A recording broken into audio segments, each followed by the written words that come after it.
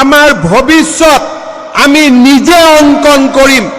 আমাৰ ভৱিষ্যত টকা পইচাই অংকন নকৰে, আমাৰ ভৱিষ্যত আমি নিজে অংকন কৰিম।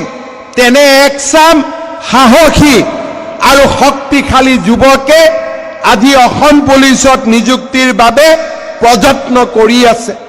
অহা অক্টোবৰ মাহত অসম পুলিচৰ নিযুক্তিৰ প্ৰক্ৰিয়া আৰম্ভ হ'ব আৰু 10 মে তাৰিখে আমি এই নতুন নিযুক্তিৰ প্ৰক্ৰিয়া আমি সমাপন কৰিম। তাৰ লগে লগে মই ইতিমধ্যে বনমন্ত্ৰী চন্দ্ৰমোহন পাটোৱাৰী ডাঙৰীয়াক কৈছোঁ যে আজি আমি 940 গৰাকী নৱনিযুক্ত ফৰেষ্ট গাৰ্ডৰ আজি আমি ইয়াতে পাছিং আউট পেৰেডত উপস্থিত আছোঁ।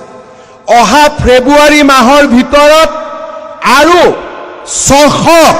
600 নতুন ফৰেষ্ট প্ৰটেকশ্যনত নতুন জোৱানক নিযুক্তিৰ প্ৰক্ৰিয়া আমি আৰম্ভ কৰিব লাগিব, যাতে প্ৰতি বছৰে আমি এনেকৈ এচাম নতুন যুৱকক অসম ফৰেষ্ট বেটেলিয়নত আমি আদৰণি জনাব পাৰোঁ।